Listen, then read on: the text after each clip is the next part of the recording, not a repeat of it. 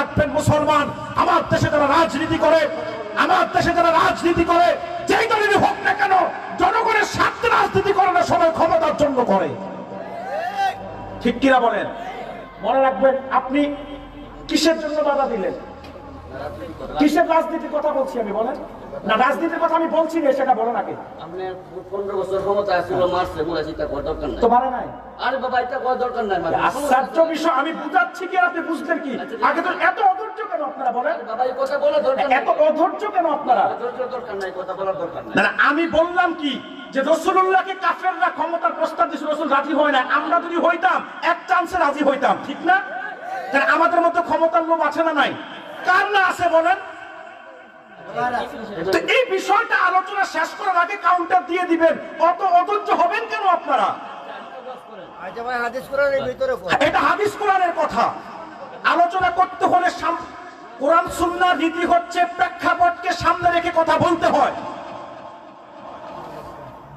সম্মানিত শুধু মনে রাখবেন, হক কথা শোনার মতো মানসিকতা থাকতে হবে। আমি আল্লাহর পবিত্র সত্তার কসম, আমি বাংলাদেশের প্রচলিত কোন রাজনীতির সাথে সম্পৃক্ত না। আওয়ামী লীগের মুসলমান আমার বন্ধু, বিএনপির মুসলমান আমার বন্ধু, জাতীয় পার্টির মুসলমান আমার বন্ধু, প্রত্যেক দলের মুসলমানরা আমাদের বন্ধু, কাফের মুশরিক বেঈমানরা আমাদের শত্রু। হক কথা বলতে আমরা ইনসাফের কথা বলি, আমরা পলিটিক্যাল কোনো পিকার না যে কাউকে খুশি করব, কাউকে বেজার করব। সত্য যতটুকু বলা শুধু ততটুকু বলবো, এতে কারো গায়ে গেলে সেটা তো আমরা দেখতে পারি না। কারণ আমরা তো আল্লাহকে খুশি করার জন্য কথা বলি, কোনো ব্যক্তিকে খুশি করার জন্য না। সম্মানিত শুধু বুঝাইলাম কি না বুঝাই কাউন্টার, ধৈর্য নাই। আমি অন্য 10টা আলোচকের মতো না, মনে রাখবেন। সম্মানিত যে কথাটা বলতে চেয়েছিলাম, ঠিক সারা বিশ্বের মানুষ একদিকে সবাই শিরকের মধ্যে নিমজ্জিত, কুফরের মধ্যে নিমজ্জিত, পৌত্তলিকতায় বিশ্বাসী। মুহাম্মদুর রাসূলুল্লাহ বলে উঠল, লা ইলাহা ইল্লাল্লাহ, কোন ইলাহ নাই, কোন ইলাহ নাই, কোন মাবুদ নাই আল্লাহ ছাড়া। তারা করে 360টা মূর্তির পূজা। রাসূলুল্লাহ বলে আল্লাহ ছাড়া কোনো ইলাহ নাই। এজন্য কাফেররা বলে মুহাম্মদ তো পাগল হয়ে গেছে। নাউজুবিল্লাহ বলবেন না? এটা হলো তৃতীয় কারণ। চতুর্থ যে কারণে কাফেররা রাসূলুল্লাহকে পাগল বলতো, রাসূলুল্লাহর উপর যখন ওহী নাজিল হতো, আল্লাহর হাবিব প্রচন্ড ঘামাতেন। এত ঘামাতেন, আমার হুজুর এত ঘামাতেন, ব্যতিক্রম একটা পরিস্থিতি দৃশ্যমান হতো। ওহীর ওজনে উষ্ঠি পর্যন্ত মাটিতে বসে যেত। এই দৃশ্য দেখে কাফেররা বলতো মুহাম্মদ তো পাগল হয়ে গেছে। বলেন নাউজুবিল্লাহ। রাতের বেলা আল্লাহর হাবিব দারুল আরকাম থেকে দিনের দাওয়াত দিয়ে যখন বাড়িতে ফিরলেন, এবার আবু তালেব ভাতিজাকে কাফেরদের পক্ষ থেকে প্রস্তাবগুলো তুলে ধরলো। আবু তালেব বলল, ভাতিজা শোনো শোনো, কাফেররা প্রস্তাব দিয়েছে, যদি সম্পদ চাও তারা তোমাকে আরবে সম্পদ দিবে, যদি তুমি সুন্দরী কোন নারী চাও তারা সুন্দরী কোন নারীর সাথে তোমার বিয়ে করিয়ে দিবে, যদি তুমি আরবে ক্ষমতা চাও তারা তোমাকে ক্ষমতা দিবে, তারপরও তুমি কালিমার দাওয়াত দেওয়া বন্ধ করে দাও। রাসূল কি রাজি হয়েছে? তবে আপনারা বাংলাদেশের মানুষ যদি হইতেন, এক চান্সে রাজি হইতেন। কারণ এদেশের মানুষের ক্ষমতার লোভ বেশি, নারীর লোভ বেশি, সম্পদের লোভ বেশি। ক্ষমতার জন্য পারে না এদেশের মানুষের এমন কোনো কাজ নাই। নির্যাতন, নিপীড়ন, জুলুম, হামলা, মামলা, গুম, খুন, মানুষের রক্তকে কেড়ে নিয়ে, মানুষের জীবনকে কেড়ে নিয়ে দেশে মানুষ ক্ষমতায় থাকতে চায়, ক্ষমতায় যেতে চায়। বিগত 15 বছর যারা ক্ষমতায় ছিল, ক্ষমতায় থাকার জন্য কম মানুষের প্রাণ কেড়ে নেয় নাই, জেল, জুলুম, নির্যাতন, নিপীড়ন কম করে নাই, মিথ্যা মামলা দিয়ে মানুষকে কম হয়রানি করে নাই। কথা বলেন ঠিক কিনা? আবার যারা ক্ষমতায় যেতে পারে নাই, তারাও হরতাল, পিকেটিং, কম সহিংসতা, রক্তপাত করে নাই। মনে রাখবেন মুসলমান, আমার দেশে যারা রাজনীতি করে, আমার দেশে যারা রাজনীতি করে, যেই দলেরই হোক না কেন, জনগণের স্বার্থে রাজনীতি করে না, সবাই ক্ষমতার জন্য করে। ঠিক কিনা বলেন? মনে রাখবেন, আপনি কিসের জন্য বাধা দিলেন? কিসের রাজনীতির কথা বলছি আমি, বলেন না? রাজনীতির কথা আমি বলছি না, সেটা বলেন আগে। আপনি 15 বছর ক্ষমতা ছিল, মারছে মুরাজি, তা করার দরকার নাই। তো মারে নাই? আরে বাবা, এটা করার দরকার নাই। আশ্চর্য বিষয়, আমি বুঝাচ্ছি কি আপনি বুঝলেন কি? আগে তো এত অধৈর্য কেন আপনারা, বলেন? বাবা, এই কথা বলা দরকার নাই। এত অধৈর্য কেন আপনারা? ধৈর্য দরকার নাই, কথা বলার দরকার নাই। না, আমি বললাম কি যে রাসূলুল্লাহকে কাফেররা ক্ষমতার প্রস্তাব দিয়েছিল, রাসূল রাজি হয় না। আমরা যদি হইতাম, এক চান্সে রাজি হইতাম, ঠিক না? কারণ আমাদের মধ্যে ক্ষমতার লোভ আছে না নাই? কার না আছে বলেন? তো এই বিষয়টা আলোচনা শেষ করার আগে কাউন্টার দিয়ে দিবেন, অত অধৈর্য হবেন কেন আপনারা? আচ্ছা ভাই হাদিস কোরআনের ভিতরে এটা হাদিস কোরআনের কথা। আলোচনা করতে হলে কোরআন সুন্নাহর রীতি হচ্ছে প্রেক্ষাপটকে সামনে রেখে কথা বলতে হয়। সম্মানিত শুধু মনে রাখবেন, হক কথা শোনার মতো মানসিকতা থাকতে হবে। আমি আল্লাহর পবিত্র সত্তার কসম, আমি বাংলাদেশের প্রচলিত কোন রাজনীতির সাথে সম্পৃক্ত না।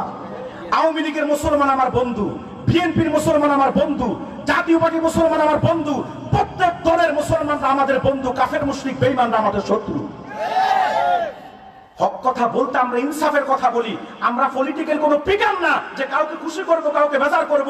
সত্য যতটুকু বলা শুধু ততটুকু বলবো, এতে কারো গায়ে গেলে সেটা তো আমরা দেখতে পারি না, কারণ আমরা তো আল্লাহকে খুশি করার জন্য কথা বলি, কোনো ব্যক্তিকে খুশি করার জন্য না। সম্মানিত শুধু বুঝাইলাম কি না বুঝাই কাউন্টা ধৈর্য নাই। আমি অন্য 10টা আলোচকের মতো না, মনে রাখবেন। সম্মানিত যে কথা বলতে চেয়েছিলাম যে রাসূলুল্লাহকে কয়টা প্রস্তাব দিল? 3টা। প্রথমটা হলো ক্ষমতার প্রস্তাব, রাসূল রাজি হয়েছে, আমরা হইলে এক চান্সে রাজি হইতাম। দ্বিতীয় প্রস্তাব দিয়েছে রাসূলুল্লাহকে সুন্দরী নারী, আমরা যদি হইতাম সেখানেও রাজি হইতাম, কারণ এদেশের মানুষের চরিত্রে সমস্যা আছে না নাই? কত মানুষ আছে করে নিজের সুন্দরী বউ রেখে বাইরে পরকিয়া করে, কথা বলছেন না কেন? আছে না নাই? ঘরে বউ রেখে বাইরে পরকিয়া করে। ও মুসলমান মনে রাখবেন, বাংলাদেশের মানুষের চরিত্রের মধ্যে আজকে আমাদের এত অধঃপতন হচ্ছে। কত মানুষ আছে বিয়ের আগেও নিজেরা যৌনাচার অবৈধ পথে করে, কি করে না? আবার বিয়ের পরে স্বামীর খেয়ানত স্ত্রী করে, স্ত্রীর খেয়ানত স্বামী করে।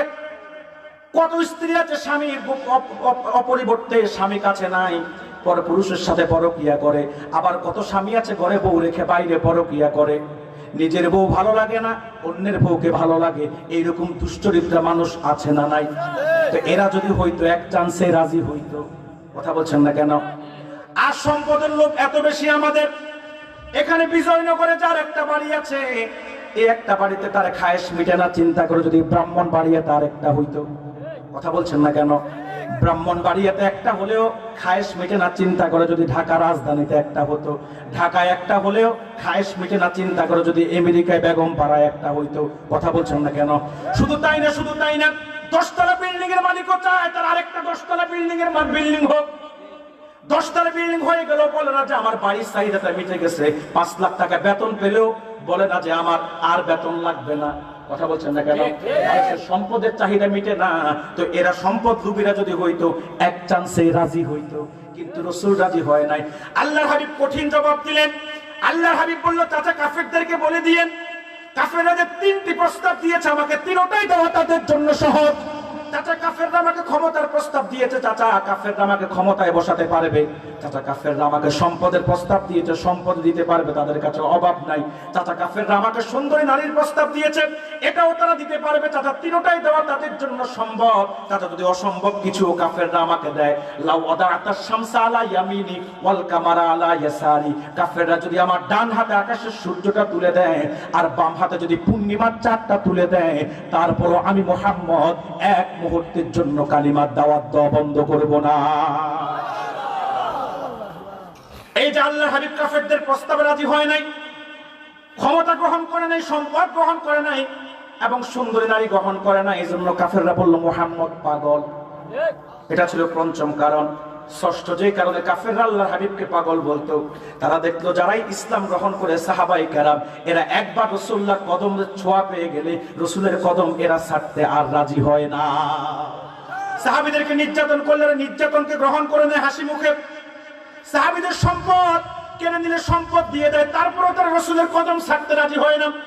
তাদের কাছ থেকে যা কিছু চায় সব তারা ত্যাগ করতে রাজি, কিন্তু রাসূলের কদম ছাড়তে রাজি নাই। কারণ মনে রাখবেন, রাসূলের সাহাবীদের ঈমান ছিল পিওর, আমাদের ঈমানের মধ্যে আছে ভেজাল। কথা বলেন, আমাদের ঈমানের মধ্যে আছে দুনিয়াবি স্বার্থ, কিন্তু রাসূলের সাহাবীদের ঈমানের মধ্যে দুনিয়াবি স্বার্থ ছিল না। এজন্য পদ পদবি, চাকরি, ব্যবসা সবকিছুর চাইতে তারা আল্লাহ রাসূলকে বেশি ভালোবাসতো। সাহাবায়ে কেরাম সাহাবায়ে কেরামের জীবন কেড়ে নিয়েছে, হাসি মুখে জীবন দিয়েছে, তারপরও তারা ঈমানকে ছাড়ে নাই, রাসূলুল্লাহর কদম ছাড়ে নাই। কাফেররা কই এই কি মানুষ যারা মুহাম্মদের কদম পাওয়ার জন্য জীবন দেয়, এরা পাগল ছাড়া কিছু না। মুহাম্মদও পাগল, তার অনুসারীরাও পাগল, বলেন নাউজুবিল্লাহ। ও বিজয়নগর বাসী শুধু কাফের রাসূলুল্লাহকে নিজেরা পাগল বলতো না, মানুষের কাছে বলেও বেড়াতো। সিরাত ইবনে হিশামের মধ্যে মুহাম্মদ ইবনে ইসহাকের ছাত্র ইমাম ইবনে হিশাম রাহমাতুল্লাহ আলাইহি লেখেন ১৫০০ বছর আগে আমার নূর নবী মুহাম্মদ সাল্লাল্লাহু আলাইহি সাল্লামের কাছে যেন কেউ বিকতে না পারে, কাফেররা বিন্দেশ থেকে যারা ব্যবসার কাজে মক্কায় আসতো তাদেরকে মক্কার মূল ফটকে দাঁড়িয়ে সতর্কতা দিত, ব্যবসায়ীরা ব্যবসা করতে আসছো, ভালো কথা, ব্যবসা করে মক্কা থেকে ফিরে যাবা, মুহাম্মদের কাছে যাবা না, সে পাগল। নাউজুবিল্লাহ বলবেন না। হাজী সাহেবরা হজ করতে যে মক্কায় আসতো, মিলাদে যে হাজী সাহেবরা তাবু কাটতো, তাবুতে গিয়ে গিয়ে এলান করতো হাজী সাহেবরা হজ করতে আসতো, ভালো কথা, মুহাম্মদ ইবনে আব্দুল্লাহর কাছে যাবে না, সে পাগল। কিন্তু মানুষের স্বভাব খুব ভিন্ন, মানুষ যেখানে বাধা পায় সেখানে মানুষ বেশি যায়। পাগলরা যদি বলে সাকু নাড়াইস না, পাগল আরো বেশি করে নাড়ায়। ও এতক্ষণ মনে ছিল না, এখন মনে করাইয়া দিছ। আমার তো অভ্যাস আরো বেশি কঠিন, আমাকে যেই কাজে বাধা দেয় সেটা আমি বেশি করি। কথা বলে না। আমার অভ্যাস হলো আমি যা বলবো কথা, যে কোনো জায়গায় যায় বাংলাদেশে, কেউ আমাকে নিষেধ করতে পারে না, নিষেধ করলে আমি বেশি যাই, কারণ আমি জীবনের তোয়াক্কা করি না। কারণ আমি বোবা শয়তান হয়ে হাসরে উঠতে পারবো না, দুনিয়াতে মরে যাব, কিন্তু বোবা শয়তান হয়ে হাসরে উঠা আমার পক্ষে সম্ভব না। এই জন্য আমাকে যেই কাজে বাধা দেয় সে কাজ আমি বেশি যাই। হ্যাঁ, তবে সেটা হকের পক্ষে। কথা বলে না। আমাকে যদি কেউ মন্ত্র পড়া দেয় কানে, আমি ঝাড়া দিয়ে মাথাটা সব বের করে পালাইয়া দিই। আর স্টেজে উঠলে আমি কাউকে তাকাইয়া না, তোয়াক্কাও করি না।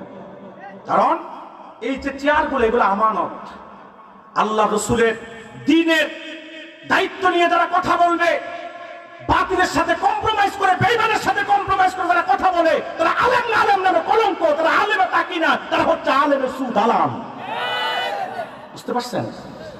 তো মানুষ যেখানে বাধা পায় সেখানে মানুষ বেশি যায়, এটা মানুষের অভ্যাস। জোয়ারের পানিকে কখনো বাধা দিয়ে দমিয়ে রাখা যায় না। সত্য যেটা সেটা জাতির কাছে স্পষ্ট, মিথ্যা ছাই দিয়ে কখনো সত্যকে ঢাকা যায় না। গোলাপ ফুলের যেমন, গোলাপের ফুলকে যেমন আপনি সুঘ্রাণ যদি আপনি পকেটেও ঢুকিয়ে রাখেন, গোলাপের সুঘ্রাণকে আপনি চড়ানো বন্ধ করতে পারবেন না। বুঝতে পারছেন? আবার কাগজের একটা গোলাপ আইনা সেখান থেকে গোলাপের সুঘ্রাণ বের করতে পারবেন না। বুঝলেন? সত্য স্পষ্ট, মিথ্যাও স্পষ্ট। যেটা সত্য সেটা প্রকাশ হয়েই যায়, গোপন রাখা যায় না। আর চুরি করলে চোরকে চোর বলা লাগে, চুরি করলে দোষ হয় না, চোর বললে দোষ হয়। ম্যাজিস্ট্রেটের দোষ নাকি? কথা বলেন তো। পাগল বলে রসুলকে যখন বাধা দিতে লাগলো রসুলের কাছে যেতে, বিনদেশী মানুষদের কৌতূহল আল্লাহ বাড়িয়ে দিলেন যে কে এই মুহাম্মদ পাগল, তাকে না দেখে যাবই না মক্কা থেকে। সুবহানাল্লাহ বলবেন না। এবার গিয়ে দেখে কাফেরদের বক্তব্যের সাথে রাসূলুল্লাহর সাথে কোনো মিল নেই। কাফেররা বলে আল্লাহর হাবিব পাগল। নাউজুবিল্লাহ বলবেন না। আচ্ছা বলেন তো, বিজয়নগরবাসী পাগল দেখতে কেমন? কথা বলে না। পাগলের গায়ে চট, মাথায় জট, শরীর থেকে বের হয় দুর্গন্ধ, যা বলে সব আবল তাবল। তবে পাগলের দুইটা ধরন আছে, একটা জাতের পাগল আর একটা তালের পাগল।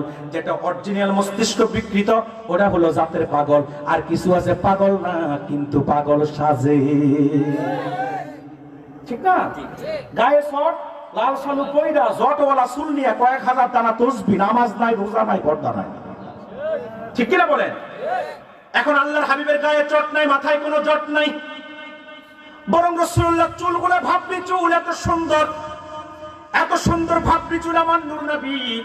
রাসূলুল্লাহ যে মাঝখানে সিঁথি কেটেছেন, রাসূলুল্লাহ চুলের সিঁথি থেকে নূর চমকাচ্ছে, রাসূলুল্লাহর কপাল মোবারক থেকে নূরের দুধটি বের হয়ে যাচ্ছে, চোখগুলা টানা টানা, নাকটা চাপটা উঁচা, ঠোঁটগুলা গোলাপের পাপড়ির মতো। যখন রাসূলুল্লাহ মুস্কি হেসে দেয়, রাসূলুল্লাহ দুই দাঁতের মাঝখান দিয়ে নূরের ঝলকানি বের হয়। সুবহানাল্লাহ বলবেন না? এই আলোচনা তো যে সুবহানাল্লাহ বলতে কৃপণতা করে, ওরা মুমিন না। সম্মানিত সুধী, রাসূলুল্লাহর শান শুনলে যারা বেজার হয়, এরা মুমিন না, এরা মুনাফিক। বুঝতে পারছেন? আর যারা আশেক, তারা রাসূলের শান শুনলে কলিজা বড় হয়ে যায়। সুবহানাল্লাহ বলবেন না? অন্তর শীতল হয়ে যায়, আনন্দে হিল্লোল হয়ে যায়। সুবহানাল্লাহ বলেন। এই চা নাস্তা বন্ধ করো। সম্মানিত সুধী, আমাকে বাজারি বক্তা মনে করো না। বুঝতে পারছো? সম্মানিত সুধী, যে কথা বলছিলাম, আল্লাহর হাবিব হাসলে দাঁত থেকে নূর বের হতো। সামাইল তিরমিজিতে হাদিস এসেছে, সাহাবী বলেন, ইদা তাকাল্লামা রুইয়া কান নূর ইয়াখরুজু মিন বাইনি সানায়া। আমার নূর নবী যখন বেহেশতের হাসি হাসতেন, নূর নবীর দুই দাঁতের মাঝখান দিয়ে নূর বের হয়ে যেত। বুখারী দ্বিতীয় খণ্ডের হাদিস 963 কিংবা 65 পৃষ্ঠা। আনাস বিন মালিক বলেন, আল্লাহর হাবিব যখন খালেদ সাইফুল্লাহর জন্য হাত তুলে দোয়া করছেন, রাসূলুল্লাহর দেহের মধ্যে চাদর আবৃত ছিল। দোয়াতে হুজুরের এত আবেগ আসলে হুজুর হাত তুললেন, তুলতে তুলতে এত উপরে তুললেন, এত উপরে তুললেন, হাত্তা রাআইতু বায়াদা ইবতাইহি, আমরা দেখলাম রাসূলুল্লাহ বগল থেকে নূর চমকাচ্ছে। এত সুন্দর ছিল আমার নূর নবী, যার সৌন্দর্যের কাছে পূর্ণিমা তাদের সৌন্দর্য হার মানত। তানবীরুল মেহবাস মিন তাফসীর ইবনে আব্বাসের মধ্যে আব্দুল্লাহ ইবনে আব্বাস থেকে তথ্য এসেছে। আব্দুল্লাহ ইবনে আব্বাস বলেন, রাসূলুল্লাহ সূর্যের আলোর সামনে গেলে সূর্যের আলোর উপর রাসূলুল্লাহ জিসিমের নূর প্রভাব বিস্তার করত। রাসূলুল্লাহ পূর্ণিমা চাঁদের সামনে গেলে পূর্ণিমা চাঁদের উপর, পূর্ণিমা চাঁদের সৌন্দর্যের উপর রাসূলুল্লাহ জিসিমের নূর প্রভাব বিস্তার করত। এত সুন্দর ছিল আমার হুজুর। অথচ কাফেররা বলতো কি? আল্লাহ বরদাস্ত করতে পারলেন না, জবাব দিয়ে দিলেন সূরা কলম নাজিল করে। আল্লাহ তাআলা বলেন, মা আনতা বিনি'মাতি রাব্বিকা বিমাজনুন। হাবিব, কাফেররা আপনাকে পাগল বলে গালি দেয়, আমি কলম এবং কলম দ্বারা লিপিবদ্ধ বিষয়ের কসম করে বলছি, আপনার রবের অনুগ্রহে আপনি পাগল নন, আপনি উম্মাদ নন। ওয়া ইন্না লাকা লাআজরান গায়রা মামনুন, আপনার জন্য রয়েছে অশেষ নিয়ামত। বলেন সুবহানাল্লাহ। লিমিটেড না আনলিমিটেড? আনলিমিটেড, অশেষ, যার কোনো শেষ নাই। ও বিজয়নগরবাসী মনে রাখবেন, পূর্বকার জামানার নবীদের নিয়ামত ছিল সীমিত, লিমিটেড, কিন্তু আমার হুজুরের নিয়ামত ছিল আনলিমিটেড। কারণ নবী তো সাধারণ কোন নবী না, আল্লাহর পরে নবীর মাকাম। সুবহানাল্লাহ বলবেন না? সবাই ছিল আঞ্চলিক নবী, রাসূল ছিল গোটা মানব জাতির নবী।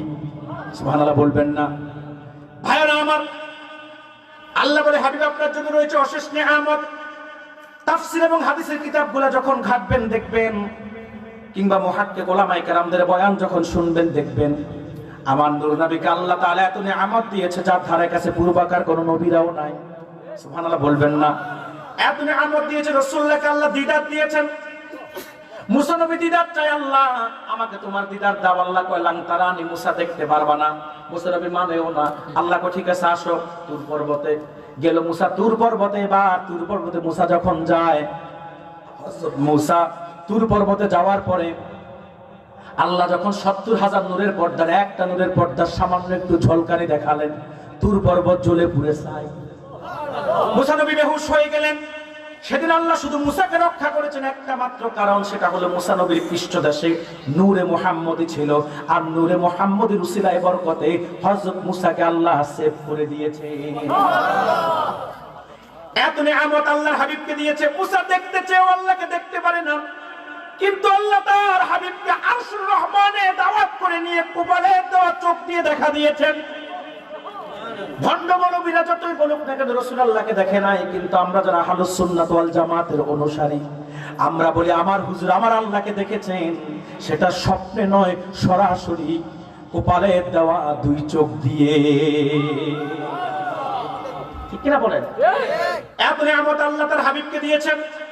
সর্বশ্রেষ্ঠ আসমানি কিতাব 30 পারা কোরআন আল্লাহ তার হাবিবকে দিয়েছে। সুবহানাল্লাহ বলবেন না? মুজিজার ক্ষেত্র সবার মুজিজা ছিল কয়েকটা, একটা, দুইটা, তিনটা, চারটা, পাঁচটা। কোরআনে এসেছে সবচেয়ে বেশি ছিল মুসা 30 আয়া, 9টা ছিল। কিন্তু আল্লাহর হাবিবকে আল্লাহ 9টা 10টা দেন নাই। হাফেজ জালালউদ্দিন সুয়ুতী রাহমাতুল্লাহ আলাইহি লেখেন, আল্লাহ তার হাবিবকে 4500-এর বেশি মুজিজা দান করেছে। বলেন সুবহানাল্লাহ। হুজুর চাইলে আকাশের চাঁদ দ্বিখণ্ডিত হয়ে যেত, আমার হুজুর চাইলে ডুবন্ত সূর্য আবার উদিত হয়ে যেত। এটা জোরে বলবেন না সুবহানাল্লাহ? আপনাদের কষ্ট হচ্ছে? কার কার কষ্ট হয় হাত তোলেন তো। হ্যাঁ, 1 ঘন্টা প্রায় হয়ে গেছে, আর কিছুক্ষণ শুনবেন। আর আধা ঘন্টা কার কার ধৈর্য আছে হাত তোলেন তো দেখি। নারে তাকবীর, আল্লাহু আকবার, নারে রিসালাত, ইয়া রাসূলুল্লাহ, আহলে সুন্নাত ওয়াল জামাত, জিন্দাবাদ জিন্দাবাদ, রাজবাড়ী সুন্নি মহাসম্মেলন, জিন্দাবাদ জিন্দাবাদ, হযরত মাওলানা আব্দুল আওয়াল ফয়সাল বিন তাহের সাহেব, জিন্দাবাদ জিন্দাবাদ। সম্মানিত সুধী, কথা বুঝতেছেন আমার? কষ্ট হয় না? না কষ্ট হয়, তবে মিষ্টি লাগে। কারণ শানে রিসালাত তো শানে রিসালাতের আলোচনা শুনলে আশেকের মনের মধ্যে নবী প্রেমের জোয়ার সৃষ্টি হয়, আর মুনাফিকের চেহারা মলিন হয়। বুঝতে পারছেন? সম্মানিত শুধু রাগ করেন না তো আমার কথায়।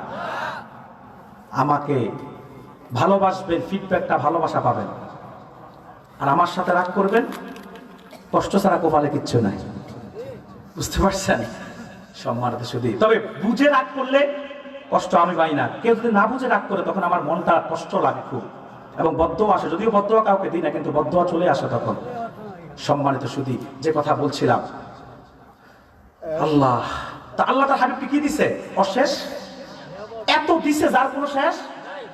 এখন যদি আমি বলি সারা রাত বলা যাবে, তারপর শেষ হবে না, তবে আর কয়েকটা শুনাই। সম্মানিত ভাইরা আমার, এত নিয়ামত আল্লাহ তার হাবিবকে দিয়েছেন, এত নিয়ামত আল্লাহ তার হাবিবকে দিয়েছেন। তার মধ্যে আরেকটা হলো আমার রাসূল প্রথম মুসলমান। সুবহানাল্লাহ বলবেন না? বলবেন হুজুর সবার আগে আসলো হযরত আদম, সবার শেষে আসলো মুহাম্মদুর রাসূলুল্লাহ, তো রাসূল প্রথম মুসলমান কেমনে হয়? আমার রাসূল আল্লাহ রুবুবিয়তের স্বীকৃতি দুনিয়াতে দেওয়ার আগেই আলমে আরোহার মধ্যে দিয়ে দিয়েছে। কোরআন সাক্ষী, আল্লাহ আত্মার জগতে একটা সম্মেলন করছে, সেখানে সব রূহকে প্রশ্ন করছে, আলাস্তু বিরব্বিকুম, আমি কি তোমাদের রব নই? আত্মার জগতে একটা রূহেরও আল্লাহর প্রশ্নের জবাব জানা ছিল না। আত্মার জগতে সীমাহীন নীরবতাকে ভঙ্গ করে যিনি সবার আগে আল্লাহর প্রশ্নের জবাব দিয়েছে, বালা হ্যাঁ আল্লাহ আপনি আমাদের রব, তিনি মুহাম্মদুর রাসূলুল্লাহ সাল্লাল্লাহু আলাইহি ওয়াসাল্লাম। মাহফিল কারেক্ট পাশে আছে না? সম্মানিত ভাইরা আমার, এত নিয়ামত আল্লাহ তার হাবিবকে দিয়েছেন। তার মধ্যে আরেকটি হলো রাসূলের নূরকে আল্লাহ সবার আগে সৃষ্টি করেছেন। রাসূলুল্লাহ বলে আউয়ালু মা খালাকাল্লাহু নূরি, আল্লাহ সর্বপ্রথম আমার নূরকে সৃষ্টি করেছেন। এত নিয়ামত আল্লাহ তার হাবিবকে দিয়েছেন। আল্লাহ তার হাবিবকে ইমামুল আম্বিয়া, ইমামুল মুরসালিন বানিয়েছে। এত নিয়ামত আল্লাহ তার হাবিবকে দিয়েছেন।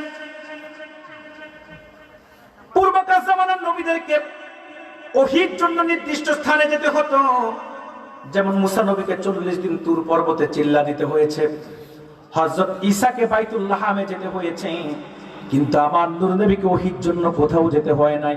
আমার হুজুর যেখানে গিয়েছে, জিবরিল হুজুরের পিছে পিছে সেখানে গিয়েছে। আমার রাসূল যেখানে, জিবরিলও সেখানে। সুবহানাল্লাহ বলবেন না? শুধু তাই না ভাইরা, এত নিয়ামত আমার হুজুরকে আল্লাহ দিয়েছেন। আল্লাহ তাআলা একবারের জন্য রাসূলকে কোরআনুল কারীমের মধ্যে নাম ধরে আল্লাহ ডাকেন নাই, অথচ 25 জন নবীর আলোচনা আল্লাহ কোরআনে করেছেন, সবাইকে আল্লাহ নাম ধরে ধরে কোরআনে ডেকেছে। আদমকে ডেকেছে ইয়া আদম বলে, ইব্রাহিমকে ডেকেছেন ইয়া ইব্রাহিম বলে, মুসাকে ডেকেছেন ইয়া মুসা বলে, ঈসাকে ডেকেছেন ইয়া ঈসা বলে, জাকারিয়াকে ডেকেছেন ইয়া জাকারিয়া বলে, ইয়াহইয়াকে ডেকেছেন ইয়া ইয়াহইয়া বলে, শুআইবকে ডেকেছেন ইয়া শুআইব বলে, নূহকে ডেকেছেন ইয়া নূহ বলে। কিন্তু আমার হুজুরকে আল্লাহ তাআলা কোরআনুল কারীমে কোথাও নাম ধরে ডাকেন নাই, কোথাও নাম ধরে ডাকেন নাই। যখনই ডেকেছেন বন্ধুকে তাজিমের সাথে ডেকেছেন, ইয়া আইয়ুহার রাসূল কিংবা ইয়া আইয়ুহান নবী, কিংবা ডেকেছেন ইয়াসিন, তার মানে ইয়া সাইয়্যিদাল বাশার, হে মানব জাতির নেতা। আবার হুজুরকে আল্লাহ ডেকেছেন ইয়া আইয়ুহাল মুযাম্মিল কুমিল লাইলা ইল্লা কলিলা। আবার হুজুরকে আল্লাহ ডেকেছেন ইয়া আইয়ুহাল মুদ্দাসসির কুম ফাআনজির ওয়া রাব্বাকা ফাকাব্বির ওয়া সিয়াবাকা ফাতাহহির। সুবহানাল্লাহ বলবেন না? এত নিয়ামত দিয়েছে আমার হুজুরকে আল্লাহ কাউসারের মালিক বানিয়ে দিয়েছেন।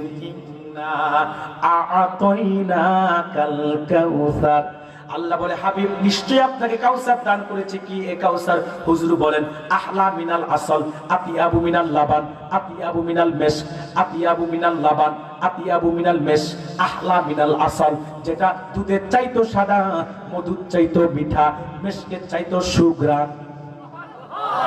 যে একবার রাসূলের নূরের হাতে এক পেয়ালা কাউসারের শরবত পান করবে, আর কোনোদিন তার পানির পিপাসা লাগবে না।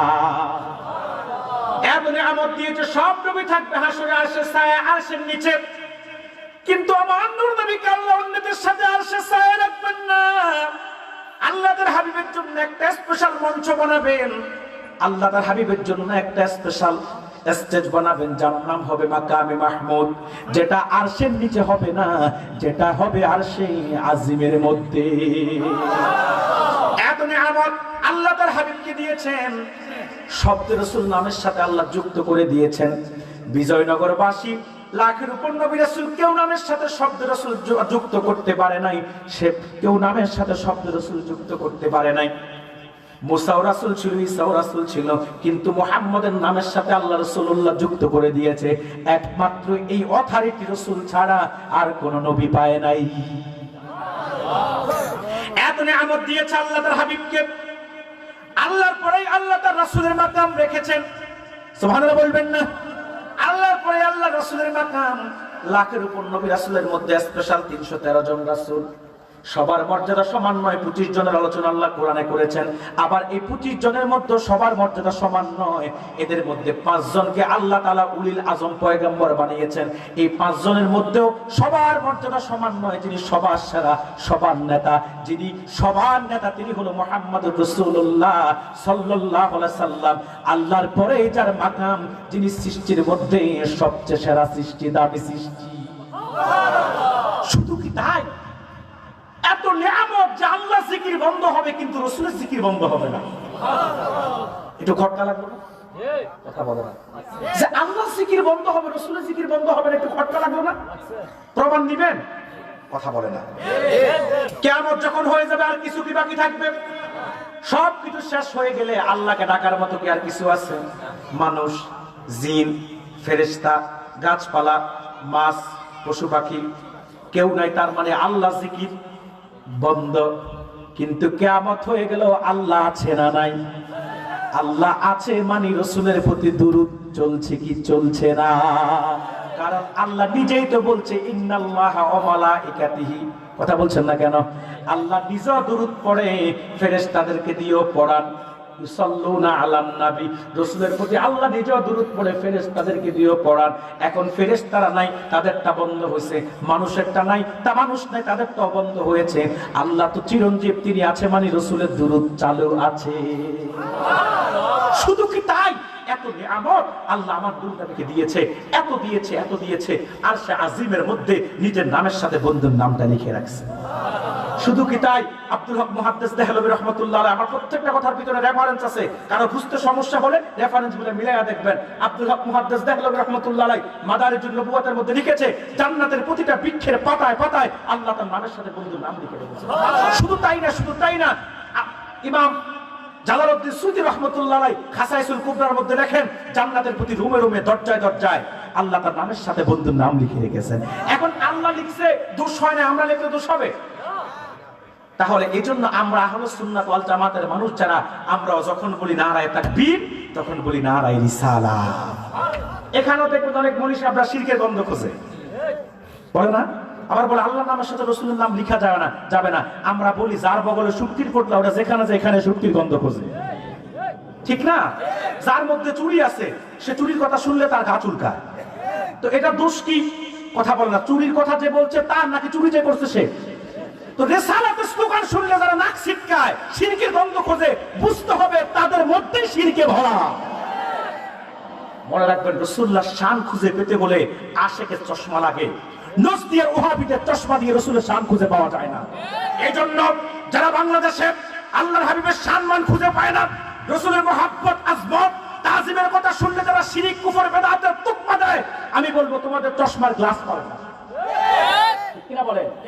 রাসূলুল্লাহর মুহাব্বতের চশমা লাগাও, আব্দুল হক মুহাদ্দিস দেহলভীর চশমা লাগাও, হাফেজ জালালউদ্দিন সুয়ুতীর চশমা লাগাও, ইবনে হাজার আসকালানির চশমা লাগাও, সাইয়্যিদ আহমদ শহীদ দেহলভীর চশমা লাগাও, কারামাত আলী জনপুরীর চশমা লাগাও, ইয়াকুব বদরপুরীর চশমা লাগাও, ফুলতুলি সাহেব নামের চশমা লাগাও, সুফি ফতেহ আলী ওয়াইসি বর্তমানের চশমা লাগাও, আবু বকর সিদ্দিকী মুজাদ্দিদে জামান ফুরফুরাবির চশমা লাগাও, সারসিদান নেসারউদ্দিনের চশমা লাগাও, ফনবারুকের শাহ মাসুমের চশমা লাগাও, ঠিক কিনা বলেন?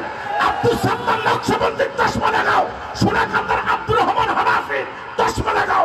রাসূলের আজমত, মুহাব্বত, তাজিম, ভালোবাসা, মিলাদ, কিয়াম, নূরের দলিল, রাসূলুল্লাহ ঈসা রাসূলুল্লাহর শানে দাঁড়িয়ে সালাতু সালাম, ঈসা আলাইহিস সালাত মাহফিল, সবকিছু দলিল খুঁজে পাবা, বেদাতের গন্ধ খুঁজতে যাবা না তখন, ঠিক কিনা বলে?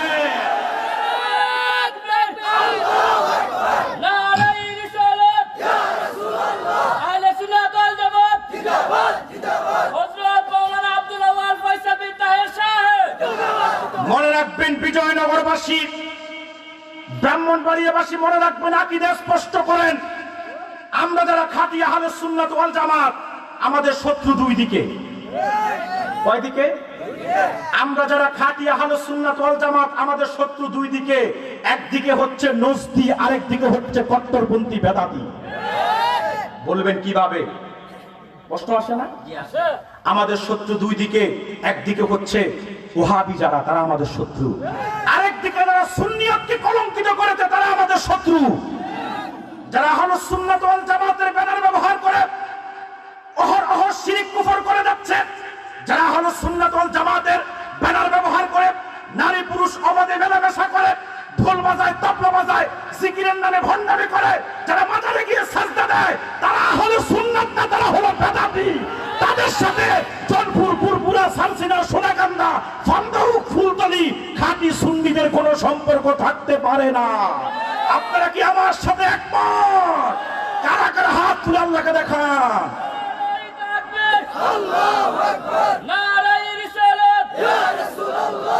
তো আমাদের শত্রু কয় দিকে? নজদি, ওহাবি যারা, লামাযহাবি যারা, তারা যেমন আমাদের শত্রু, কট্টরপন্থী বেদাতি যারা, তারাও আমাদের শত্রু।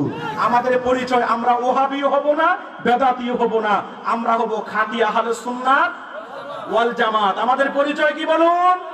আর আহলে সুন্নাত ওয়াল জামাতের অন্তর্ভুক্ত হলেই আপনি রাসূলের তাজিম পাবেন, মুহাব্বত পাবেন, ভালোবাসা পাবেন, শান পাবেন, ইজ্জত পাবেন। রাসূলুল্লাহর ব্যাপারে কথা বলতে মুখের মধ্যে সর্বোচ্চ সতর্কতা আপনি অবলম্বন করবেন। আল্লাহ বলছে ইন্না লাকা লা আজরান গায়রা মামনুন, আপনার জন্য রয়েছে অশেষ নিয়ামত। এবার আল্লাহ চতুর্থ আয়াতে বলেন ওয়া ইন্নাকা লা আলা খুলুকিন আযীম। আল্লাহ বলে হাবিবি, নিশ্চয় আপনি সুমহান চরিত্রের উপর অধিষ্ঠিত, প্রতিষ্ঠিত। জোরে বলবেন না সুবহানাল্লাহ। মুসলমান মনে রাখবেন, সুমহান চরিত্রের উপর অধিষ্ঠিত, প্রতিষ্ঠিত, এই সার্টিফিকেট কার? এই জন্য আমরা বলি রাসূলুল্লাহ চারিত্রিক সনদ দুনিয়ার কাউকে দিতে হবে না। আরশুর রহমানের মালিক আল্লাহ নিজেই সর্বশ্রেষ্ঠ কিতাব আল কোরআনে দিয়েছে। এমন এক শব্দ ব্যবহার করছে, আজিম। কি ব্যবহার করছে? আজিম। বোঝেন আপনারা? কথা বলে না। বোঝেন? আমি কি বুঝাবো? আরবিতে যেটা বড় সেটাকে বলা হয় কাবির। কি বলা হয়? কাবির। যেটা অনেক বড় সেটাকে বলা হয় আকবার। কিন্তু যে বড় শুরু আছে শেষ নাই, লিখার মতো কোনো কলম নাই, বলার মতো কোনো কণ্ঠ নাই, চিন্তা করার মতো কোনো মস্তিষ্ক নাই, সেটাকে বলা হয় আজিম। আপনাদের ছেলেরা পড়ালেখা করে না? এরা যখন পরীক্ষা দেয় পাস করে না? কেউ +5, কেউ A গ্রেড 5, কেউ A-5, তিনোটাই পাস। মান কি সমান? আরবিতে কাবির মানিও বড়, আজিম মানিও বড়, আকবার মানিও হলো বড়, তবে তিন বড়ের মান কিন্তু সমান না। কাবির মানে শুধু বড়, আকবার মানে অনেক বড়, আর আজিম মানে সেই বড় যে বড় শুরু আছে শেষ নাই। ও বিজয়নগরবাসী, কোরআনুল কারীমের দিকে তাকালে দেখবেন আল্লাহ শুধুমাত্র চারটি জিনিসকে আজিম বলেছেন। এক, আল্লাহ নিজের শানে বলেছে আজিম। দুই, আল্লাহ কোরআনকে বলেছেন আজিম। তিন, আল্লাহ আরশকে বলেছেন আজিম। চতুর্থত আল্লাহ তার হাবিবের চরিত্রকে বলেছে আজিম। এখন একটার ব্যাখ্যা না দিলে আরেকটা বুঝবেন না। আমি কি দিব একটু ব্যাখ্যা? হ্যাঁ, আপনাদের তো কষ্ট হয়ে যাবে। আমি খবর দিলাম আপনাদের জন্য তাবারুকও আছে, তবে বিরিয়ানি তো করেন নাই। 12টা 12:30 পর্যন্ত বসার পর যদি এক প্যাকেট বিরিয়ানি পাইতো তাহলে তো হয়তো কষ্টটা সার্থক হইতো, ঠিক না? কথা বলেন না। সম্মানিত সুধী, আপনারা যদি কষ্ট মনে না করেন তাহলে আমি আর 15-20 মিনিট সময় দিব। সবাই বলবেন আলহামদুলিল্লাহ, আলহামদুলিল্লাহ। এই কথা বলতেছেন হুজুর, আমরা জীবনে মুসলিম কথা বলছি না, আপনার মন মতো কথা কইতাছেন। আচ্ছা, আমরা অন্তরে বাসতাছে। আলহামদুলিল্লাহ, আলহামদুলিল্লাহ। বলেন মাশাআল্লাহ, আলহামদুলিল্লাহ। আচ্ছা আচ্ছা, আমি ফুরফুরার মুরিদ, বুঝতে পারছেন? তবে আপনাদের যত পিসাব আছে আশেপাশে সব আমার আত্মীয়। সোনাকান্দার পিসাব আমার আত্মীয়, পান্দাউকের পিসাব আত্মীয়, নূর মোহাম্মদের পিসাব আত্মীয়, বুঝতে পারছেন? আমি বিয়ে করছি ফুরফুরা সিলসিলায়। সম্মানিত সুধী, যে কথা বলছিলাম, কয়টা জিনিসকে আল্লাহ আজিম বলছে? চারটা। এক, আল্লাহ নিজের শানে বলছে আজিম। দুই, কোরআনকে বলছে। তিন, আরশকে বলছে। চার, হাবিবের সুমহান চরিত্রকে আল্লাহ বলছে আজিম। আল্লাহ আসিম, তিনি বেমেসাল। শরহু ফিকহিল আকবার, এটা হানাফি মাযহাবের সবচেয়ে বড় আকীদার কিতাব। শরহু ফিকহিল আকবারে ইমামে আযম আবু হানিফা রাহমাতুল্লাহ আলাইহি বলেছেন, লাইসা কা মিসলিহি শাই, আল্লাহর কোনো মেসাল নাই, কোনো দৃষ্টান্ত নাই, কোনো উদাহরণ নাই। তিনি আজিম, তিনি বেমেসাল। এরপর আল্লাহ কোরআনকে বলছে আজিম। কোরআন কেমন আজিম জানেন? ইমাম ফখরুদ্দিন রাজি তাফসিরে কাবিরের প্রথম খণ্ডে সূরা ফাতিহার ব্যাখ্যা করতে গিয়ে ইমাম রাজির কলম বন্ধ হয়ে গেল। ইমাম রাজি বলেন, শুধুমাত্র সূরাতুল ফাতিহার একটি মাত্র আয়াত, ইয়্যাকা না'বুদু ওয়া ইয়্যাকা নাস্তাঈন, এই দুটি শব্দের একটি আয়াতের সাথে 10,000 বিষয় সংশ্লিষ্ট আছে। যদি কোনো ব্যক্তি হক আদায় করে তাফসীর লিখতে যায়, 10,000 খণ্ডে তাকে তাফসীর লিখতে হবে। শুধু তাই না ভাইরা, এই পৃথিবীতে কোরআনুল কারীমের হক আদায় করে ব্যাখ্যা করবে মুফাসসির নামের এমন কোন নবী এখনো তৈরি হয় নাই। বলবেন হুজুর কেন? কারণ কি? কারণ হলো আল্লাহর কথা কোরআন, আল্লাহ তো হচ্ছে আলিম। আলিম মানে সেই জ্ঞানে যার জ্ঞানের কোনো শেষ নাই। আর কোরআন সুন্নাহ হাদিস পড়ে যারা হয় তারা আলেম। আলেমের জ্ঞানটা হলো সীমিত, আলিমের জ্ঞান হলো সীমাহীন। এখন সীমাহীন জ্ঞানীর কথার ব্যাখ্যা করবে অল্প জ্ঞান দিয়ে কোনোদিনও সম্ভব না। কোরআন কি আজিম, ব্যাখ্যা অনেক। দেখো এরপর আল্লাহ আরশকে বলছে আজিম। কত বড় আরশ একটু বুঝাই। এই যে আপনারা বিজয়নগরের রাজবাড়ির মানুষ, আকাশে একটা সকালে সূর্য দেখেন না? কত বড়, একটা থালার মতো। আচ্ছা বলো তো, সূর্যটা যেমন দেখেন তেমন না বড় আছে? তবে আপনাদের রাজবাড়ির থেকে ছোট, বিজয়নগরের চাইতে পৃথিবীর চাইতে 13 লক্ষ গুণ বড়। এত বড় পৃথিবীর মতো 13 লক্ষ পৃথিবীকে একটা সূর্যের মধ্যে সেভ করা যাবে। পৃথিবীটা কত বড়, বিজ্ঞান এখনো উত্তর মেরু দক্ষিণ মেরু খুঁজে পায় নাই। আফ্রিকাতে একটা জঙ্গল আছে অ্যামাজন, অ্যামাজন জঙ্গলের সবকিছু এখনো বিজ্ঞান খুঁজে পায় নাই। সমুদ্রে একটা জায়গা আছে বারমুদা ট্রায়াঙ্গল, যেখানে পানিতে আঁশ নাই, বাতাসের আঁশ নাই, যেখানে পানিতে জাহাজ চলে না, উপর দিয়ে বিমান চলে না। কি যে কারণ, বিজ্ঞান এখনো খুঁজেই পায় না। এত বিশাল পৃথিবীর মতো 13 লক্ষ পৃথিবীকে একটা সূর্যের মধ্যে সেভ করা যায়। এবার বলেন তো, সূর্যের চাইতে বড় আর কোন সৃষ্টি আছে কিনা? আছে। আমেরিকার নাসা বলেছে আকাশের সবচেয়ে ছোট তারকাটা সূর্যের চাইতে 10 লক্ষ গুণ বড়। এইরকম কোটি কোটি মিলিয়ন মিলিয়ন তারকারা যদি আল্লাহ বানিয়েছেন একটা গ্যালাক্সি, যেটাকে বলা হয় ছায়াপথ, তার চাইতে বড় হলো ব্ল্যাক হোল, যেটাকে বলা হয় কৃষ্ণ গ্রহবর। সুবহানাল্লাহ বলবেন না? এর চাইতে এই যে কৃষ্ণ গহ্বর, ব্ল্যাক হোল, গ্যালাক্সি, ছায়াপথ, সূর্য, চন্দ্র, নক্ষত্র, নেহারিকা, ধূমকেতু, মিল্কি ওয়ে সবকিছু প্রথম আকাশের নিচে। জমিন থেকে প্রথম আকাশ হলো 500 বছরের রাস্তা। প্রশ্ন হলো কিসে গেলে? কথা বলে না। আমি 2019 সালে গাইবান্ধা আইডিয়াল কলেজ মাঠে মাহফিলে জিজ্ঞেস করতেছি কিসে গেলে? হুজুর ভ্যানে গেলে। আমি বলি গাড়ি টাড়ি খুঁজে পাও না, ভ্যান গাড়ির কথা বললাম তোমরা? হুজুর আমরা সচরাচর চড়ি ভ্যানে, দরকার কি হেলিকপ্টারের কথা বলা? যা আছে তাই বলি। আসলে এখনো আপনি গেলে দেখবেন উত্তরবঙ্গে দক্ষিণবঙ্গে ভ্যান আর ভ্যান। এই তো 3-4 দিন আগে আমি প্রোগ্রাম করে আসলাম ঝিনাইদহ থেকে। রাস্তার মধ্যে সচরাচর মানুষ বেশি ভ্যানে চলাফেরা করে। তা আপনারা তো খুব ভিআইপি অঞ্চলের মানুষ, আপনারা বলেন কিসে গেলে? কথা বলেন। আর যে যেটা জানেন ওইটা কম। হ্যাঁ, auto. High high high, Rusi দুর্ভিক্ষ লাগছে নাকি? আচ্ছা, কিসে গেলে জানেন? দুনিয়াবি কোনো যানবাহন না। দুনিয়াবি যানবাহনের মধ্যে সবচেয়ে বেশি দ্রুত চলে রকেট। কি চলে? এটা 1 সেকেন্ডে যায় 7.5 কিলোমিটার। কত কিলো? কিন্তু জমিন থেকে প্রথম আকাশ 500 বছরের রাস্তা রকেটে গেলেও না।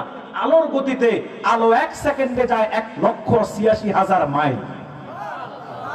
তাহলে 60 সেকেন্ডের 1 মিনিটে আলো কতটুক যায়? সুবহানাল্লাহ বলবেন না? 60 মিনিটের 1 ঘন্টা আলো কতটুক যায়? 24 ঘন্টার 1 দিনে আলো কতটুক যায়? 30 দিনের 1 মাসে আলো কতটুক যায়? 12 মাসের 1 বছরে আলো কতটুক যায়? পদার্থ বিজ্ঞানের ভাষায় এটাকে বলা হয় 1 আলোক বর্ষ। এইরকম আলো তার নিজস্ব গতিতে 500 বছর চললে আমার আল্লাহর প্রথম আকাশ খুঁজে পায়। তারপরে দ্বিতীয়, তৃতীয়, চতুর্থ, পঞ্চম, ষষ্ঠ, সপ্তম, তারপরে লা মাকান লা জামান, তারপরে সিদরাতুল মুনতাহা, তারপরে 70,000 নূরের পর্দা। একটা নূরের পর্দা থেকে আরেকটা নূরের পর্দার দূরত্ব 500 বছরের রাস্তা। তারপরে ফাওকা সামাওয়াতি ওয়াস সাবঈ আরশুর রহমান, সুবহানাল্লাহ বলবেন না? সে আরশের মধ্যে একটা কুরসি আছে যেটাকে বলা হয় চেয়ার। কুরসিটার কথা আল্লাহ কোরআনুল কারীমে আয়াতুল কুরসি সূরাতুল বাকারার মধ্যে আল্লাহ বলেছেন ওয়াসিয়া কুরসিহুস সামাওয়াতি ওয়াল আরদ। আল্লাহর আরশের কুরসিটা বিশাল 7 আকাশ 7 জমিনের চাইতে আরো বড়। রাজবাড়িবাসী এবার একটু বিবেক দিয়ে বিবেচনা করে বলেন তো, আরশের কুরসি যদি বিশাল 7 আকাশ 7 জমিনের চাইতে আরো বড় হয়, যে আরশকে আল্লাহ বলেছে আজিম, সে আরশটা কত বড়। এবার আসেন মূল কথায়। আল্লাহ আজিম, তিনি বেমিসাল। কোরআন আজিম তার ব্যাখ্যা যদি হয় এত ব্যাপক, আরশ আজিম যদি হয় তার বিশালতা এত বেশি, তাহলে যেই হাবিবের চরিত্রকে আল্লাহ আজিম বলেছেন, সেই হাবিবের চরিত্রটা কত সুমহান। সেই চরিত্রকে আল্লাহ কি বলছে? আজিম। এবার প্রশ্ন করতে পারেন, হুজুর আজিম রাসূলের চরিত্রটা কত দামি সেটা না হয় বুঝতাম, এখন কেমন ছিল? এবার আমি 63 বছরের আজিম চরিত্রের কয়েকটা দিক তুলে ধরতেছি। পুরো 63 বছর বলার সময় তো নাই, শুধু কয়েকটা দিক তুলে ধরি। কেমন ছিল সে আজিম চরিত্র? রাসূলুল্লাহর আজিম চরিত্রে আমার নূর নবী কখনো একটা মিথ্যা কথা বলেন নাই। অথচ আমরা মিথ্যা ছাড়া কথাই বলতে পারি না। 100টার মধ্যে উম্মত 85টা কয় মিথ্যা কথা, ঠিক কিনা বলেন? মোবাইল দেশে তো মিথ্যা কথা আরো বাড়ছে। ও দোস্ত কোথায় আছো? আছে ব্রাহ্মণবাড়িয়া, ঘরে আমি শুয়ে আছি। আবার পাওনাদার বাড়িতে আসতে টাকার জন্য, এখন টাকা তো নাই, তখন বাবা দেখবেন ছেলেরে পাঠায় কয় যায় তোমার চাচারে কয় টাকা নাই। ফোলা দরজা খুলে যায় কয় চাচা আব্বা কইছে আব্বা বাড়িতে নাই। কয় তোমার চাচারে কয় আব্বা বাড়িতে নাই। ফোলা যায় কয় আব্বা কইছে আব্বা বাড়িতে নেই। বিপদ আরো কমছে না বাড়ছে? মনে রাখবেন, মিথ্যা বলা এটা রাসূলের উম্মতের বৈশিষ্ট্য না। আমার হুজুর জীবনে একটা মিথ্যা কথা বলেন নাই, তার মানে উম্মত মিথ্যা কথা বলতে পারবে না। রাসূল বলেছে ইজা হাদাসা কাযাবা। মুনাফিকের 4টি আলামত, তার মধ্যে একটা হচ্ছে মুনাফিক কথা বলে, মিথ্যা বলে। রাসূল বলবেন না? এমন এক আজিমের চরিত্র ছিল আমার রাসূলের, যে চরিত্রের মধ্যে আমার নূর নবী কখনো ওয়াদার বরখেলাপ করেন নাই। এখন তো আমরা ওয়াদা দিই, ওয়াদার বরখেলাপ করে কি করি না? কত ওয়াদা, হেন করুঙ্গা তেহেন করুঙ্গা, লাঠি কা আন্দার মে মুগুর বরুঙ্গা, কিন্তু করার বেলা কিচ্ছু করে না। নিজেদের স্বার্থ সিদ্ধি হাসিল ছাড়া জনগণের কোনো স্বার্থ হাসিল হয় না। এমন এক আজিম চরিত্র ছিল আমার নূর নবী, যেই চরিত্রের মধ্যে রাসূল কখনো ইনসাফের দৃষ্টান্ত স্থাপন করেছেন, কখনো ইনসাফের খেলাপ করেন নাই। এমন ইনসাফওয়ালা নবী ছিল যার চরিত্রে এত ইনসাফ, শিশু বয়সে রাসূল ইনসাফ শিখাইছেন উম্মতকে। হালিমাতুস সাদিয়ার ঘরে যখন হুজুর দত্তক গেলেন, হালিমাতুস সাদিয়া রাসূলকে 2 স্তনের দুধ পান করাতে পারে নাই। রাসূল 1 স্তনের দুধ পান করেছে, আর 1 স্তনে মুখও দেয় নাই। কারণ হালিমার আরেকটা সন্তান ছিল, রাসূল যদি 2 স্তনের দুধ পান করে আরেকটা দুধ পাই খাবে কি? আমার রাসূল শিশু বয়সে খাইছে। কথায় রাগ করবেন না। কত ভাই যে শুধু জাহান্নামে জ্বলবে বনের সম্পদ না দেওয়ার কারণে। ও ব্রাহ্মণবাড়িয়াবাসী, কত বাবা যে শুধু জাহান্নামে জ্বলবে মেয়ের সম্পদ না দেওয়ার কারণে। মুসলমান মনে রাখবেন, আছে গোপালপোড়া জাতি সম্পদের প্রতি এত লোভ। বাবা সম্পদ রেখে যায়, বন্টনের ক্ষেত্রে বেইনসাফি এত করে নিজে চালাক মানুষ, নিজে বিজয়নগর সদরের জায়গাটা নিজে নেয়, আর হাবাগোবা বাইটারা হাওরের মাঝখানে জায়গাটা দেয়। এমন জালেমও বিজয়নগরে থাকতে পারে কি পারে না? আমি কিন্তু আছে কই নাই, আপনারা কইছেন। কেউ খেপলে এবার আমার দোষ নাই, আপনাদের সবার ঘাড়ে আছে না নাই? অথচ আমার নূর নবী শিশু বয়স ইনসাফের দৃষ্টান্ত স্থাপন করছে। এমন এক আজিম চরিত্র ছিল মুহাম্মদুর রাসূলুল্লাহ, যার চরিত্রের মধ্যে দয়ায় ভরা ছিল। এত দয়া মুহাম্মদুর রাসূলুল্লাহর মধ্যে, যার দয়া থেকে ছোট্ট একটা পাখির ছানাও কখনো বঞ্চিত হয় নাই। ইহুদি যুবক মসজিদে নববীতে পেশাব করে দিচ্ছে, সাহাবীদের তো মেজাজ গরম।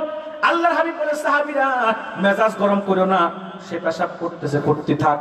মেজাজ থাকলে সব সময় গরম করা যায় না, কন্ট্রোল করতে হয়। সাহাবীরা চুপ থাকো, সে পেশাব করতেছে করতে থাক।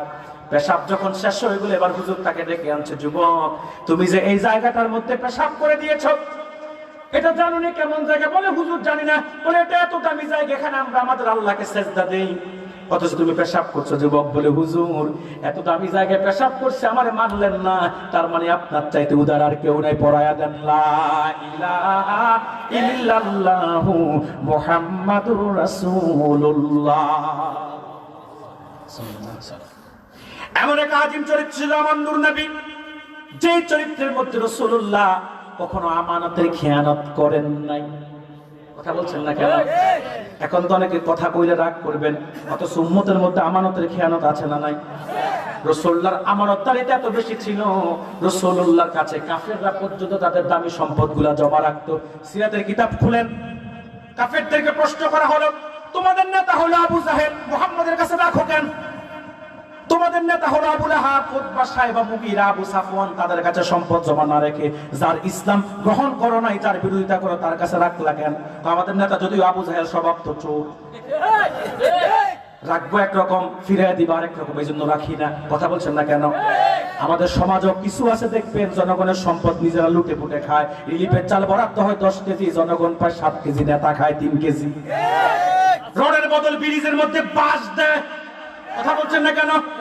2 নম্বর ইট দেয়, 3 কোটি টাকার কন্ট্রাক্ট পাইলে 2 কোটি টাকার কাজ করে 1 কোটি টাকা মেরে দেয়। এমন খেয়ানতকারীও আছে না নাই? অথচ রাসূল কখনো আমানতের খেয়ানত করেন নাই, কারণ তিনার চরিত্রটা ছিল আজিম চরিত্র।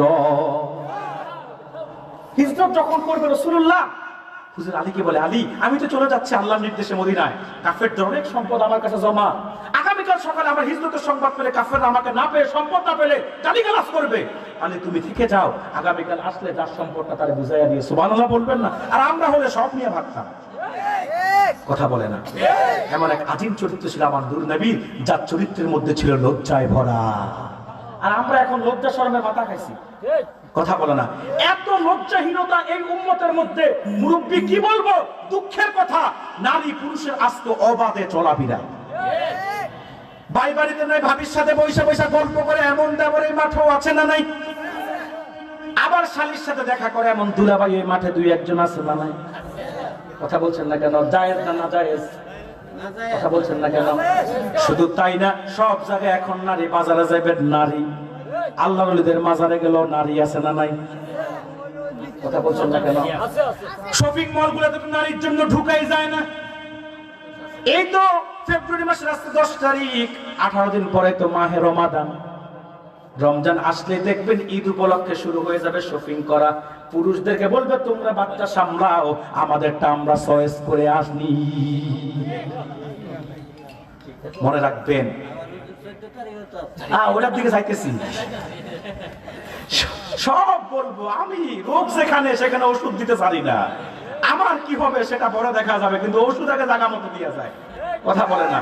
কারণ মনে রাখবেন, এবার যেহেতু মুরব্বী খোঁচা দিছে, আবার একটু গল্প বলি। মনে রাখবেন, রোগ যেখানে, ওষুধ যেখানে না দিলে রোগীর রোগ সারে না। এক ব্যাকল গেছে ডাক্তারের কাছে। কোথায় গেছে? ডাক্তারের কাছে গিয়ে বলে, ডাক্তার সাহেব আমার অমুক জায়গায় ক্ষত হয়েছে, ওষুধ দেন। জায়গাটাকে শুদ্ধ বাংলা বলা হয় পায়খানার রাস্তা। কি বলা হয়? এখন ডাক্তার একটা মলম রেখে দিছে যে এটা পায়খানার রাস্তা, সকাল বিকাল 2 বার লাগাইবা। এখন ব্যাককল তো বুঝে নাই পায়খানার রাস্তা দ্বারা কি বুঝাইছে। ব্যাককল মলম একটা কিনে নাই, 3টা কিনছে। বাড়িতে আইসা ঘরের দরজা থেকে পায়খানার দরজা পর্যন্ত পুরা রাস্তায় মলম লাগাইছে। 1 সপ্তাহ মলম লাগানোর পরে আসল জায়গার ক্ষত তো শুকায় না। এবার 1 সপ্তাহ পরে আবার গেছে ডাক্তার কাছে। ডাক্তার আপনি কিসের ডাক্তার? এত ডিগ্রি আপনার, MBBS, FCCS। কথা বলে না? আপনার রোগে তো রোগ সারে না। বলে কি হয়েছে? ক্ষত শুকায় না। মলম দিচ্ছে কই? পায়খানার রাস্তায়। কোন রাস্তায়? ঘরের দরজা থেকে পায়খানার দরজা পর্যন্ত। ব্যাককল, রোগ যেখানে ওষুধ দিতে হবে সেখানে, নতুবা ক্ষত শুকাবে না। আমি দেখতে পাচ্ছি বাংলাদেশে শিরিক, কুফর, আল্লাহর হাবিবের সম্মানের খেলাফ কার্যক্রম, দুর্নীতি, লুটেরাজ, সন্ত্রাসী, চাঁদাবাজি, টেন্ডারবাজি, জাতিকে ব্ল্যাকমেল করা হচ্ছে, মিসগাইড করা হচ্ছে। এই মুহূর্তে যদি আমি সত্য কথা না বলি, এ জাতির ভাগ্যাকাশে কালো মেঘের অন্ধকার নেমে এসেছে, সেটা যদি বর্ষিত হয়, এই জাতি আগামী দিন দুর্নীতি আর চাঁদাবাজির কবলে পড়ে, আর অসহনীয় সংকটের কবলে পড়ে। এই জাতির কপালে বিপদ ছাড়া আর কিছু নাই। এই জন্য সত্য কথা এই জাতির সামনে তুলে ধরতেই হবে। কে রাজি হবে, কে বেজার হবে, সেটা চিন্তা করলে চলবে না। সব বলবো, সব যতটুকুন দরকার, তবে বলার ক্ষেত্রে ইনসাফ রাখবো, কারো প্রতি জুলুম করব না। ঠিক কিনা বলেন? বলার ক্ষেত্রে ইনসাফ রাখবো, কারো প্রতি জুলুম করব না। সম্মানিত শুধু যে কথা বলছিলাম তো ভুলেও তো গেছি, আপনার চরিত্রের, আপনার এই যে মহিলাদের শপিং মলে যাওয়ার কথা বলছিলাম, যে আমাদের লজ্জা শরম এত গেছে, সব জায়গায় এখন আমাদের অবাধ চলাফেরা আছে না নাই? শপিং মলে যাবে, সেখানেও কি নারী। শুধু তাই না, শুধু তাই না, লজ্জা শরম এত বেশি আমাদের থেকে উঠে গেছে, দেখবেন আজকে নারী পুরুষের এত অবাধে মেলামেশা চলাফেরা, বিয়ের আগেই দেখবেন একজন আরেকজনের প্রেম ভালোবাসা আদান প্রদান করে। কথা বলছেন না কেন? হোটেলে যাবেন, রেস্তোরাঁ যাবেন, পার্কে যাবেন, জোড়ায় জোড়ায় আছে না নাই? এই তো আসতেছে 14ই ফেব্রুয়ারি, সারা বছর ভালোবাসা যা জমা করছে একদিনে তা আদান প্রদান করবে। শুকনো ভালোবাসা আর কত বা সরাসরি আদান প্রদান করবে? এত বদ হজম হয় ভালোবাসা, মেয়েটা 15-20 দিন গেলে এবার বমি বমি ভাব। মনে রাখবেন, একটা হাদিস শোনা যায়, যদি আল্লাহর ভয় থাকে তো এই ভালোবাসা দিবসের নামে লুচ্চামের দিবসে অংশগ্রহণ করবা না যুবকরা, যুবতীরা। আবু দাউদের হাদিস, আল্লাহর হাবিব বলেছেন, মান তাশাব্বাহা বিকওমিন ফাহুয়া মিনহুম, যে ব্যক্তি যে সম্প্রদায়ের কৃষ্টি কালচার সংস্কৃতি গ্রহণ করবে সে ব্যক্তি সেই সম্প্রদায়ের অন্তর্ভুক্ত বলে গণ্য হবে। আজকে যারা ভ্যালেন্টাইন ডে পালন করে তারা পশ্চিমাদের অনুসরণ করতেছে, আর আপনাদের অবস্থাও খারাপ ছাড়া ভালো কিছু হবে না। তো যে কথা বলছিলেন রাসূলের চরিত্র ছিল কি আজীব, আরেকটা দৃষ্টান্ত দেই, সেটা হচ্ছে রাসূলের চরিত্রে কখনো বৈষম্য ছিল না। কি ছিল না? রাসূলুল্লাহর 11 জন স্ত্রী ছিল, একজনের সাথে হুজুর আরেকজন কখনো বৈষম্য তৈরি করে নাই। আমরা তো দুইজন হইলে কি লাগে, ঠিক কিনা বলেন? একটারে বেশি ভালোবাসা আর একটার কষ্ট দিয়ে এবার যুদ্ধ লাগে, ঠিক কিনা বলেন? তৃতীয় বিশ্বযুদ্ধ ঘরগুলাতে শুরু হয়। দুই বউয়ের মধ্যে চুলাছিলি, এক লোক বিয়ে করছে দুইটা, চিন্তা করছে এক বউ রাগ করলে আরেক বউ ভালোবাসবে। এখন দুই বিয়ে করার পর দেখে এক বউ বাঁধছে আরেক বউ ফিরতেছে।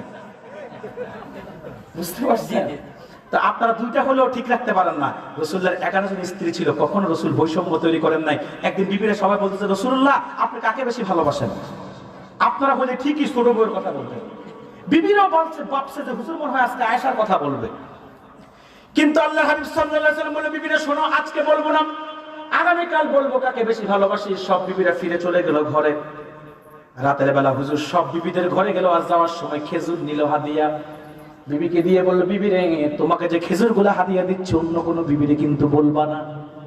সব বিবিদের ঘরে গিয়ে খেজুর দিল, আর বলল অন্য বিবিকে জানাইও না। পরের দিন আবার সব বিবিরা হাজির, হুজুর আপনি তো বলেছেন কাকে বেশি ভালোবাসবেন। এবার রাসূল বলে, গতকাল রাতে যাকে খেজুর হাতিয়ে দিয়েছি তাকেই বেশি ভালোবাসি। মনে মনে সব বিবি খুশি, কিন্তু একজন আর একজনকে বলে না। আল্লাহ বলছে, ইন্নাকা লাআলা খুলুকিন আযীম, হাবিব আপনি সুমহান চরিত্রের উপর প্রতিষ্ঠিত। এবার বলি দুঃখের কথা, আমরা পোড়া কপাল জাতি রাসূলুল্লাহ সেই চরিত্রকে গ্রহণ করতে পারি না। আমরা করছি কাদেরটা? Abraham Lincoln, George Washington, Socrates, Lenin, Pythagoras, Hitler, Hugo Chavez, Bertrand Russell, Shakespeare, Rabindranath Tagore. এরপরে যুবকরা যত সেলিব্রিটি আছে তাদেরটা গ্রহণ করে। ও সালমান খান, শাহরুখ খান। তোমাদের দেশে একটা ছাড়া কি জানি, বিয়ে ছাড়া বাচ্চা ফুটায়, শাকিব খান, ঠিক কিনা বলেন? এই যুবকরা এদেরটা গ্রহণ করে, কি আছে না নাই? এরপরে দেখবেন চলন বলন, পোশাক আশাক, যুবকদের সবকিছু বেদিন বেমানের তরিকায়। রাগ করেন না, মুসলমানের সন্তান মাহফিলে আসে, মাথায় টুপিটা পর্যন্ত নাই। শুক্রবারে একদিন জুমা পড়তে যায়, পাঞ্জাবিটা পর্যন্ত গায়ে দেয় না। অথচ এরা দেখবেন আর্জেন্টিনা ব্রাজিলের খেলা আসলে ওই যে নেইমার, মোসা, মেসি আর কি আছে, এদের 10 নাম্বার জার্সি গা থেকে খুলেই না। কথা বলেন। এরপর দেখবেন এদের চুলের কাটিং, জামার ফিটিং সব বেদিনের তরিকায়। যান না আপনি বিজয়নগর বাজারে, একটা সেলুন দোকানে সুন্নাত তরিকা একটা কাটিং নাই। সব ইহুদি খ্রিস্টানদের কাটিং আছে না নাই?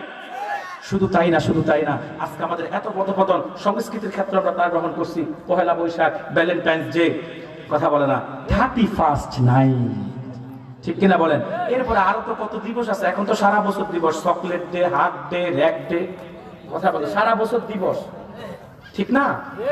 সম্মানিত শুধু না, পশ্চিমাদের সকল অপসংস্কৃতিকে পেশাবের সাথে, ঘৃণার সাথে বর্জন করে পেশাবের মতো আসুন রাসূলুল্লাহর আযীম চরিত্র দিয়ে আমাদের চরিত্র গঠন করি। নিজেদের ব্যক্তি জীবন, সমাজ জীবন, পারিবারিক জীবনকে গঠন করি। আগামী দিন আমাদের পরিবার, সমাজ, সংসারে আল্লাহ তাআলা রহমত দিয়ে ভরপুর করে দিবে। শুধু তাই না, যুবক যদি তুমি রাসূলুল্লাহর আদর্শিত হতে পারো, আল্লাহ হাবিবের আযীম চরিত্র অনুসরী হতে পারো, তাহলে রাসূলুল্লাহ তোমার হাতে খালিদ বিন ওয়ালিদের মতো ইসলামের বিজয়ের পতাকা তুলে দেবেন ইনশাআল্লাহ। বাতিলদেরকে সাথে বসাইয়া শায়েস্তা করতো, আমি বিন্দু পরিমাণ ভয় পাই না। বুঝতে পারছেন?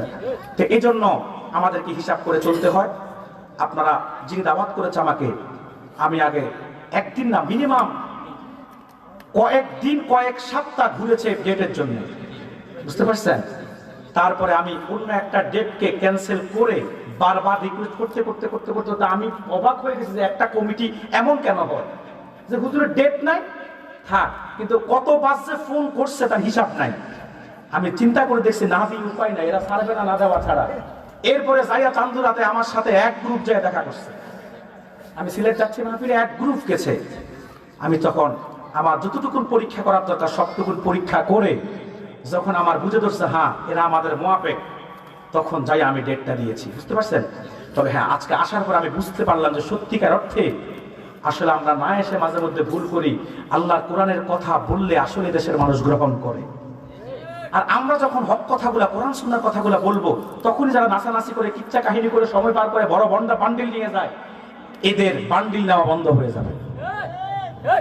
তখন এখন চিন্তা করতে না, আচ্ছা উনি যে কোন পীর সাহেব, মাওলানা গোলাম জিলানী কাদরি, পাণ্ডুগড়ের পীর সাহেব নাকি কুমিল্লা বরাদ্দা করে, চিনেন তিনি কে? আমার কথা বলে না, আমার বড় ভাইরা।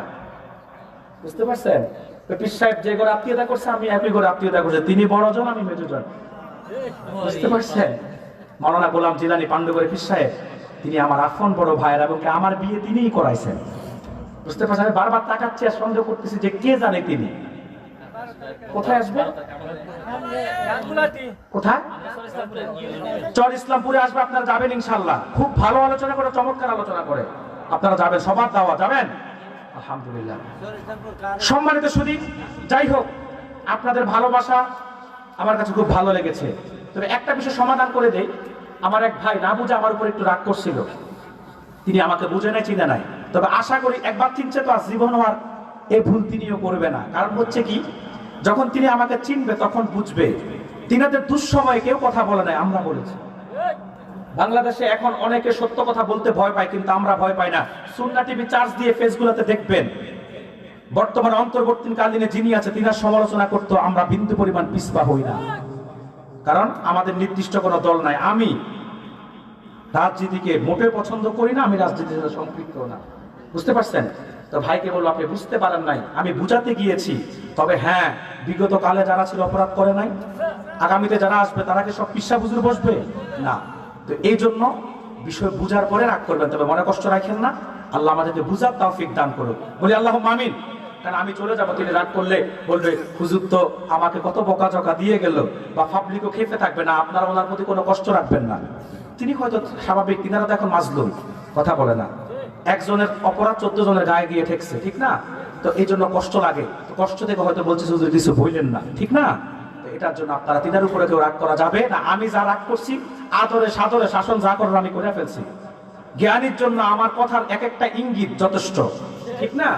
তো অতএব তিনার উপর কোনো রাগ করা যাবে না, আমারও আর কোনো মনে কষ্ট নাই।